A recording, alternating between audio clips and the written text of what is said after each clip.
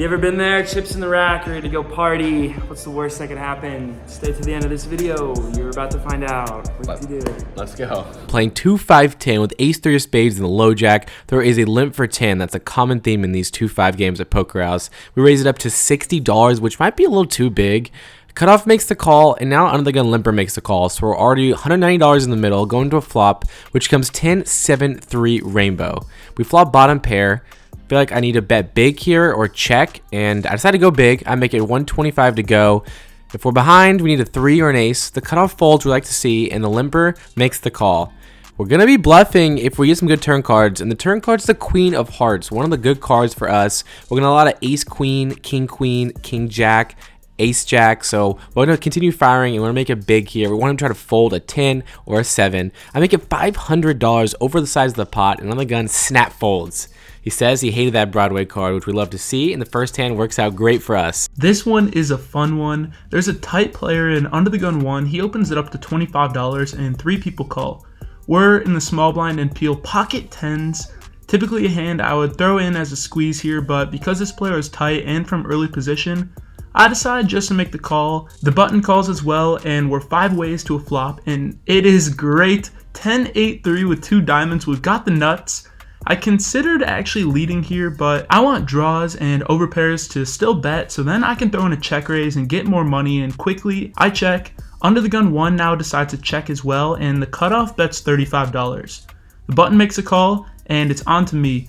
I look over at the early position opener. I know he's playing pretty tight, and it seems like he's still super interested in this hand even after the cutoff bets 35. I just have a feeling that because of this small bet, he might be going for a check raise of his own. I decide to set a sneaky trap, something I normally wouldn't ever do, but I just flat the $35. And what do we know? The early position opener now ships it all in for $360 total. It folds around to me. We snap this one off. We run it once. Here we go. Call. Club is sad. Once. One time. You have a stud?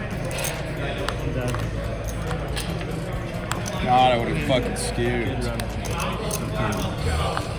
Target 10s, dude. I show the pocket 10s, and he mucks. We scoop in a massive one our way. Let's go. First hand for me, we have ace-king offsuit in the small blind. We see under the gun straddle to 5. The low jack limps for 5, and the hijack opens it up for 20. We're 3-betting, and we're 3-betting big out of position. We make it $120.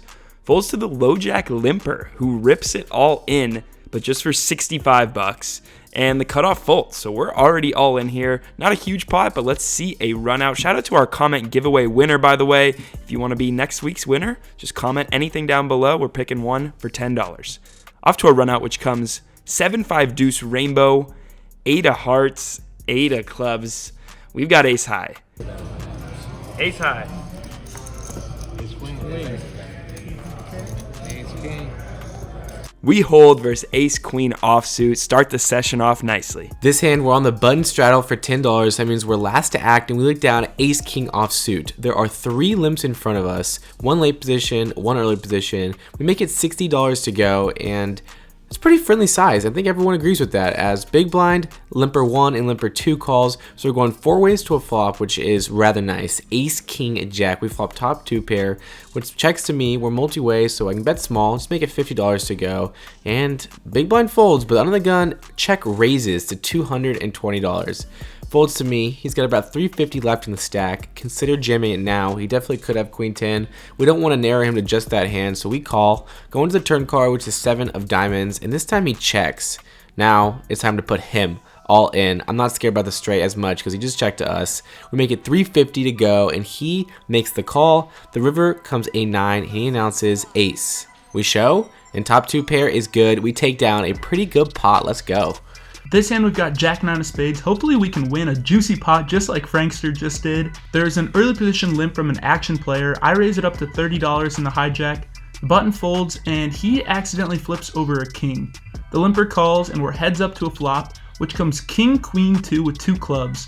Like I said, king was exposed, so it's unlikely that the limper has a king in his hand, so when he checks, I bet $50, and he quickly makes a call.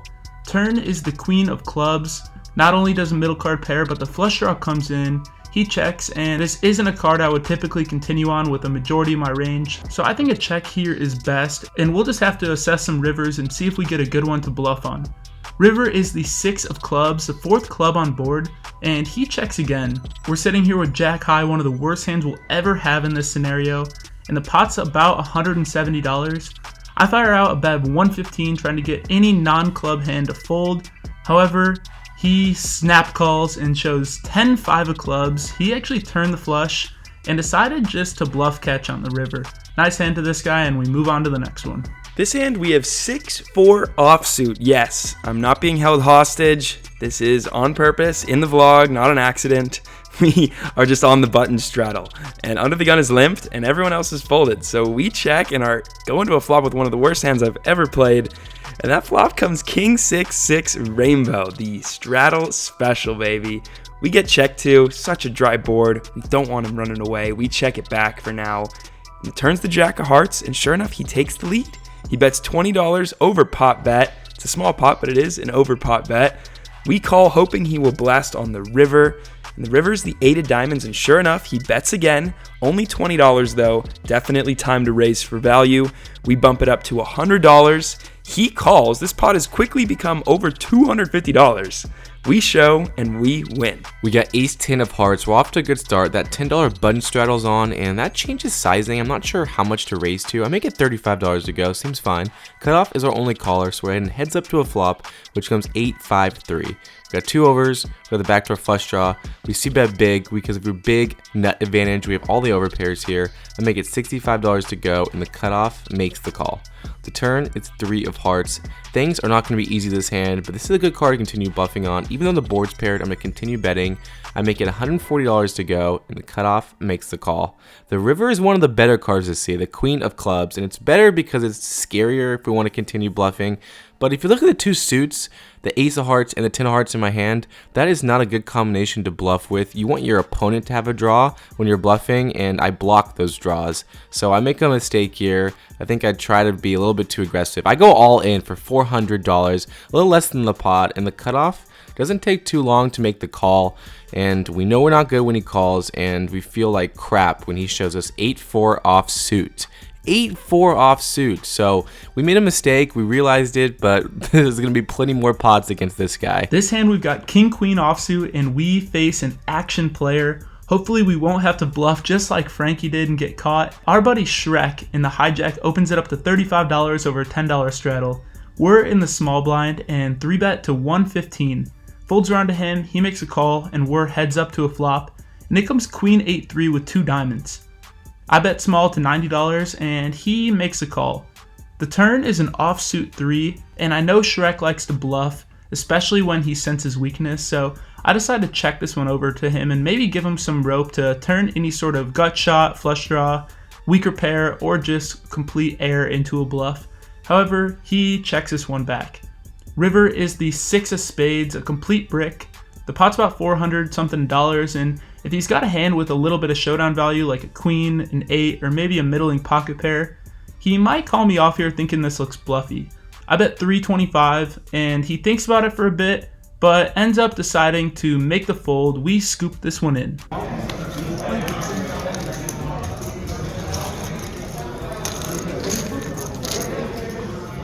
Thank you, Jenny. This hand we have ace 10 of spades in the hijack. We're playing 6-handed here, and the button straddle is on. We see under the gun open to 20, but actually this is the low jack. We're playing 6-handed, so it's important to think of this as a low jack open, not an under the gun open, despite the fact that he's right next to the big blind. This means his range is wider, and this was an active aggressive player, so I like a 3-bet here with ace 10 of spades. We make it $75. Folds to him, he makes the call, and the button straddle cold calls out of nowhere. So we're now going 3 ways in the middle of a sandwich here to a flop of ace 9 deuce rainbow with a spade. We flop top pair, but it's not a great one. We could be dominated by a better ace. We are multi-way, so we're not giving up, but we're not gonna bloat the pot anymore. We check, ready to call, ready to keep fighting, but the button checks as well. We're off to a turn, which is the king of spades. Checks to us again. Now it's just time to value bet. We make it 125, a little bit more than half pot, and it goes fold fold. We take it down. We look down at ace-10 offsuit, and this is the best hand you will ever watch on YouTube. That's a good start. I'm making $50 in the low jack. We're playing 2-5. Hijack makes the call. Big blind makes the call. 2-5-10 with that button straddle. He makes the call, and that is our villain with 8-4 offsuit from the last hand. Flop comes really good. 10-2-3 rainbow. Literally the most perfect board for ace-10 offsuit. This is a board I would check often, so I decided to go for a check raise play. Instead of just betting big myself, I think both options are viable. Check to the button, super aggressive player who bets $200, pots it. The big blind player who's a little tighter makes the call. And now I decided to go for my check raise, and I make it a little too small. I make it $600 to go. Being $1,800 effective with the drunk villain, I should make it about $700 and maybe $800 here with the caller. 3x plus 200 because of the call. And here's where the speech play comes in. I feel like I could yell at somebody.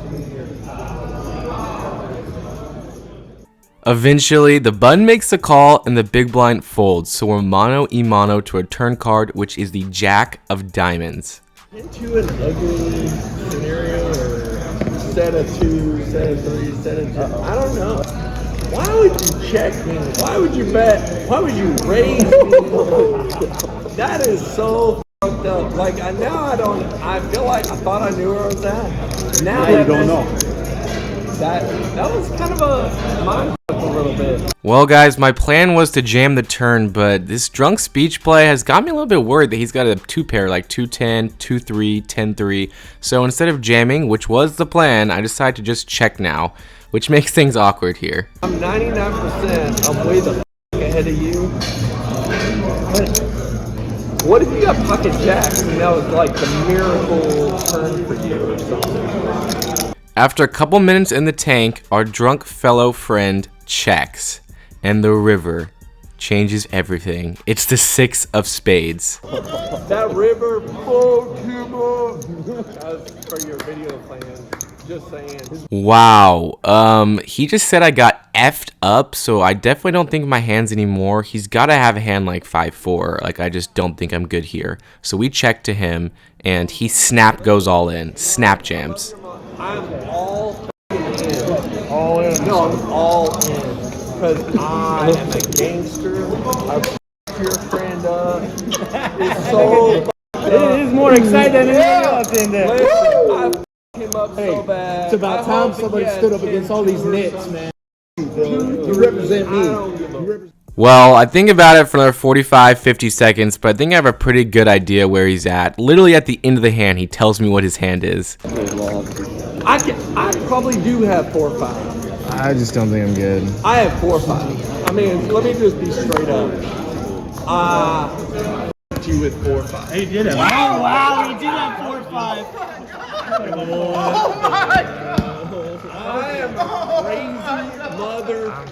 I took 4-5 and called $400. I just jammed the turn. I called 400 with 4-5 offsuit. I'll buy you a beer. All of that, this has got to be one of the weirdest hands I've ever played, and I feel embarrassed to be a part of it. Also, it's really, really funny. This hand, we've got ace-queen offsuit on the button straddle, and we face a super weird spot, just like Frankie just had. The cutoff limps, the big blind calls $10, and it's on to me on the button straddle. I make it $50, and both of the players make the call. The flop comes 9-7-3 with all hearts, and we've got the ace of hearts in our hand. The big blind now, however, decides to lead to 125, a pretty big bet compared to the size of the pot. The cutoff folds, and it's back onto me. I could consider turning my hand into a bluff here. However, this player seemed pretty sticky, and if he's leading out, he seems relatively interested in his hand, so I just call, want to assess a turn card, maybe turn my hand into a bluff on later streets, and it's an offsuit 6. Not a great card to bluff on, and the big blind now slows down and checks. What would you guys do in this spot? Would you now start bluffing, or would you just check back and try to get a bit closer to showdown, see if you can make a flush or a top pair type holding? I decided to take that route and just check this one back. It's not a great card for me. And the river is another offsuit 6. The big blind checks again. I'm really not sure if he's going to be folding any pairs at this point because my line won't make a lot of sense if I bet here. So I check this one back, and we end up losing to an interesting hand Ace-7 offsuit. He let out huge with middle pair on that flop 3 ways. Unfortunate, we didn't know how weak he was, but now we know for future hands, and we'll definitely be exploiting him on that. We look down at pocket tens, and it's safe to say I'm a little bit razzled from that last hand. I make it $50 to go under the gun. My sizes of pre-flop have gotten bigger because the table is so loose. Low jack 50, high jack 50, small blind 50, big blind 50, button 50.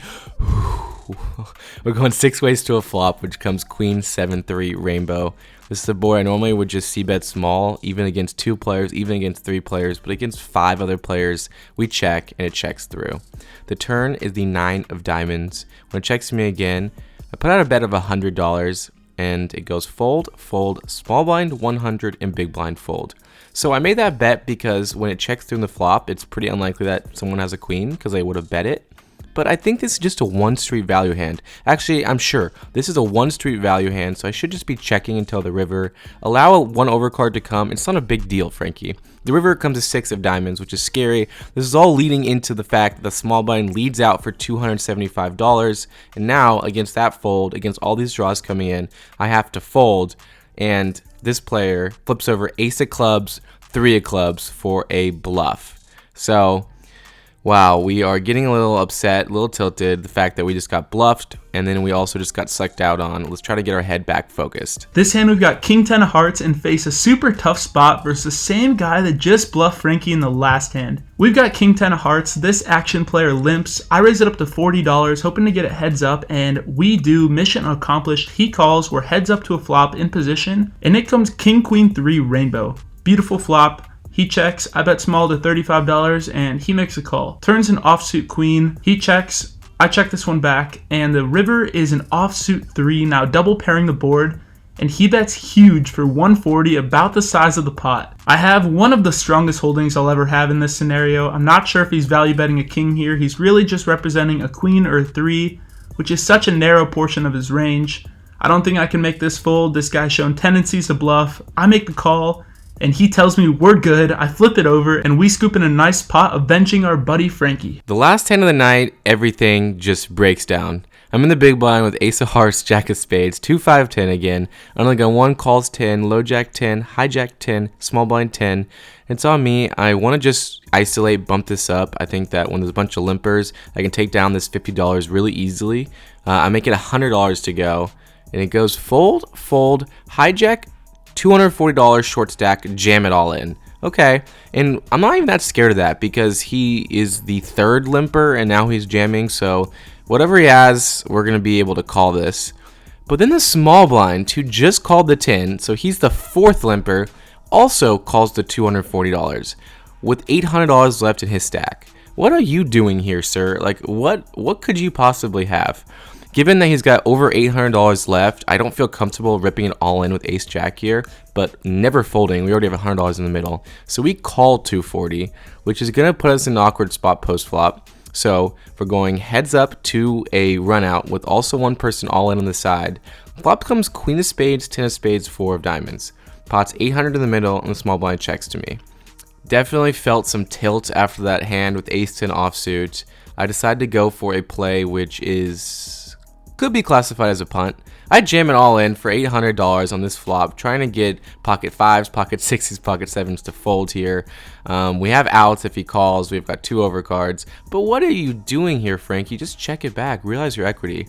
This play really makes no sense, and we do end up getting punished for it. The small blind tank calls with 10-8 offsuit. 10-8 offsuit. And we are off to a run out. Turn, river, we don't get there. Hijack jammer had queen jack offsuit, so we had everyone dominated, yet we are the big loser. This is going to be it for me. We rack up shortly after. Here we have pocket jacks and +2. The button straddle's on, and we've 3-bet and under the gun open to 105. Now wait just a minute. Why is this angle different? Why are my chips in the rack? What is going on here? Yeah. Guys, I gotta be transparent here. This is a chips in the rack hand. Vlog equipment has been put away. We're up about $30 right now. We're ready to go party, buy a couple drinks, and the dealer asked if I wanted one more hand, and I said sure. What's the worst that could happen? Thankfully, Jack has started filming at this point. just in time to see Under the Gun 4-bet ship it in my face for $420. Of course we have jacks, don't we? Under the Gun is opened. Under the Gun is 4-bet jammed. We could be screwed with jacks here, but this guy was a loose player, and he had just got caught bluffing, so I think player-specific, it needs to be a call. A past me would see my chips in the rack and just say, let's get out of here, but we're gonna stand our ground. It doesn't matter what point in the session, because poker is just one long session, right? So we make the call, and let's head to a live run out with almost $850 at stake. They're probably ahead.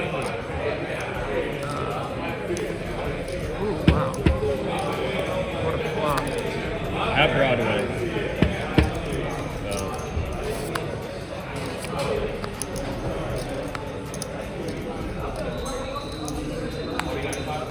Micah, what's the worst that could happen? Brutal. Yeah, guys, we lose $420 to ace deuce on our last hand of the night with our chips in the rack. Wait a minute. Why does it look like we're going to another flop? What is happening? The flop's 9-4 deuce all clubs, but why does that matter? Oh, yep. That's me. In the next hand dealt, my chips still in the rack, me still at the table, and me with 2 playing cards in front of me. The dealer had asked again if I wanted one more hand, and I again said, sure, what's the worst that could happen? So yeah, we have pocket fours here. Spoiler alert, yeah. We limp called a raise, the button straddle was on, so there's 230 in the middle. We're 3 ways here, and we have middle set on a monotone board. You can't make this stuff up. Now, I normally don't advocate for donking, but I think this is a board we want to lead on multi-way. Can't have this checking through, such a dynamic board. So we bet $200 into a pot of 230, a big donk bet, and Under the Gun +2 picks up 1 white chip, looks at the dealer, and announces all in for $1,225. The cutoff folds. This might be the most theatrical meltdown ever. Oh my God. From the rack. All right. And as you can see there, he's flashed us the ace of clubs, so we're off to a run out, needing to fade a club in what is now like a $2,600 pot or so. This can turn our $400 loss into a quadruple digit winning session, all of which has transpired with our chips in the rack. Here we go. Give us a set, don't you? Let's go. You're good. Thanks.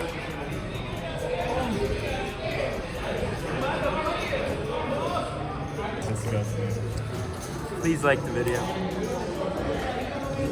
Is playing from the rack bad luck? Oh, you guys haven't gotten this in a while. We are tilted, upset in the outro. I played like absolute dog shit tonight. Bluffed off in spots I shouldn't have. Called in spots I shouldn't have. Jammed in spots I should not have. Didn't play well today. In for $3,000. Out for $1,180. So in for 30. Excuse me. In for $3,500. Out for $1,180. Smooth sailing today, made about 501.2, and then about another 300 at 2.5. You know, the operation failed technically, but we can still pay for some drinks. How you doing? We're doing excellent. How are This you? is for you. I bought this for you. Oh, so sweet. So sweet.